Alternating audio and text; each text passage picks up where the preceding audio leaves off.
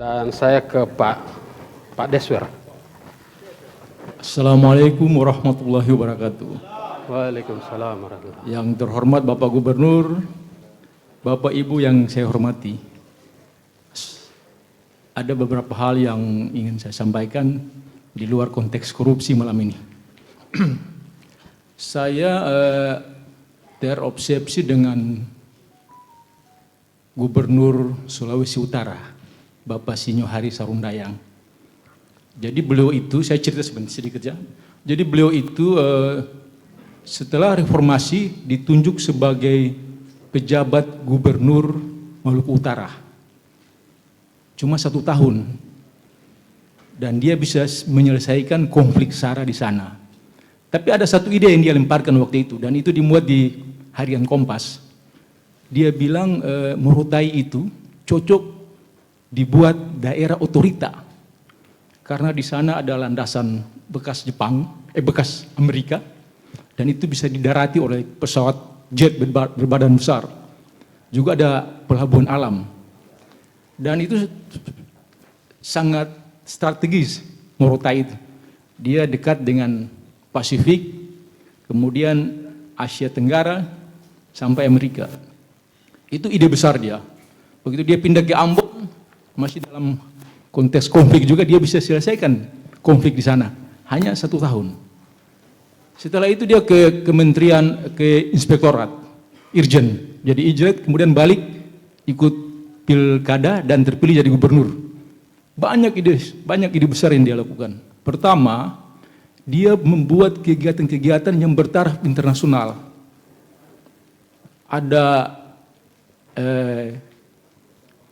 WOC, ada yang mengundang kapal-kapal itu apa, sampai kita di sini juga ikut apa, Sail Bunaken, dan itu diikuti oleh banyak daerah. Kegiatan-kegiatan itu memaksa pemerintah pusat untuk menyupport dana.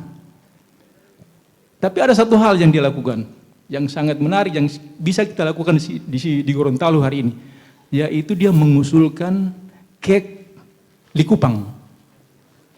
Kek Likupang, kek pariwisata Likupang. Kalau kita ke Likupang, itu nilai estetikanya sangat masih di bawah dari yang ada di Gorontalo, pariwisatanya. Kemarin saya salah satu orang yang masuk di tim, kita buat feasibility study Pulau Sarunde. Saya masuk di situ, dan alhamdulillah itu sudah jadi kontrak dengan pihak Jerman, antara Gorut dan Jerman, dan sudah jalan. Saya jadi berpikir di Gorut itu ada puluhan pulau, Pak. Puluhan pulau yang punya potensi wisata luar biasa. Kenapa kita tidak buat kek pariwisata? Mungkin malam ini Pak Gub bisa berpikir apakah kita dalam waktu dekat ini kita bentuk tim, Pak Gub bentuk tim, barang 6-7 orang lantas bentuk itu. Sebab kek ini dia semacam punya dia lembaga sendiri, Pak Gub. Dia punya lembaga sendiri. Dia seperti pemerintah sendiri. Kalau itu berhasil, akan menarik investasi dari luar yang masuk. Kek Likupang itu untuk tahun ini masuk dana 2 triliun. Dana PEN. Dana PEN masuk ke Likupang 2 triliun. Dan itu dikelola oleh konsorsium. Kita di sini baru masuk 500 miliar, ribut dari pagi sampai pagi, Pak. Dana PEN. Kan Bapak juga yang meributkan. Saya cuma tambah rame, Pak. Oh. Jadi begitu. Ini cuma sederhana sekali, Pak.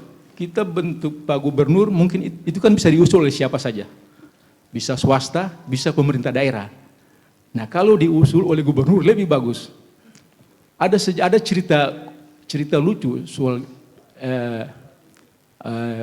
kek Likupang. Jadi satu saat gubernur itu undang stafnya, lantas coba kalian pikir kita bikin kek coba di Likupang. Jadi ada banyak syarat yang harus dipenuhi, salah satu wilayah, luas areal. Jadi ada satu anggota, dia sekelas kepala biro, yang bilang, Pak, daerah sana kalau untuk kek itu harus butuh 100 hektar, paling sedikit, Pak. Tidak cukup itu, Pak. Apa kata gubernur? Ngana tambah dengan api wilayah. Ngana ada orang mana ngana? Tambah supaya kasih cocok itu, kasih cukup itu 100 miliar, 100 hektar itu areal. Artinya apa? Soal areal itu kan bisa diatur, soal luas areal. Dan waktu pemilihan, pengumuman pertama, kek Sulut tidak lulus. Yang lulus waktu itu saya ingat masih Morotai sama kek yang di Sumbawa, yang kemarin ada balap itu, Mandalika. Sulut tidak lulus gara-gara itu. Wilayah yang kurang, arealnya yang kurang. Tapi waktu pengumuman kedua, lolos. Jadi saya lihat ini luar biasa gubernur, perjuangannya untuk meloloskan kek. Nah, saya berharap Pak Gubernur bisa memulai dengan kek ini.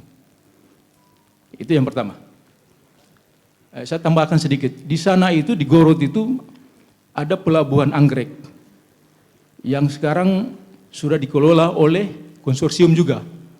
Dananya kalau tidak salah sekitar 2 triliun ya. 1,4 triliun. 1,4 triliun. Itu sangat besar untuk pengembangan pelabuhan anggrek. Dan itu bisa connect dengan pulau-pulau. Kalau jadi kek sebentar nanti. Yang kedua, sampai hari ini tata ruang dan wilayah kabupaten kota itu belum selesai disahkan, Pak. Dan itu mengganggu dunia usaha. Orang mau bangun pabrik sekarang, Pak, harus tunggu itu. Jadi kabupaten kota tunggu provinsi, provinsi tunggu pusat, Pak. Nah, bagaimana dalam waktu singkat itu ini bisa diselesaikan? Tata ruang dan wilayah. Yang ketiga, kemarin itu DPRD provinsi sudah membahas dan menyetujui pembebasan lahan untuk pembangunan shopping center. Ini sudah lama, Pak. Sudah lama. Bagaimana kalau di zaman Pak Gubernur nanti ini, 1 tahun itu bisa terwujud. Dan saya dengar-dengar dari banyak kawan, kalau bisa itu tidak dilakukan, tidak dibangun, kalau jadi tidak dibangun di kota Gorontalo, karena lahannya yang terbatas. Kemarin problemnya di lahan. Islamic Center, ya. Saya melihat Gorontalo begini, Pak. Gorontalo itu ada titik yang punya potensi peningkatan ekonomi ke depan sangat tinggi, mulai dari Marisa, Tilamuta, dan Kuandang. Jadi semacam daerah segitiga begitu. Marisa, Tilamuta, Isimu, Kuandang. Nah, di Kuandang ini tempat pertemuan, baik lewat darat maupun udara. Cocok, menurut saya cocok, kalau Islamic Center ini dibangun di daerah Isimu. Ini saran saya. Jadi, dia nanti jadi ikon Gorontalo. Buatlah sehebat mungkin, sebesar mungkin, semahal mungkin. Katakanlah seperti masjid raya yang ada di Padang itu. Itu jadi ikon Padang itu.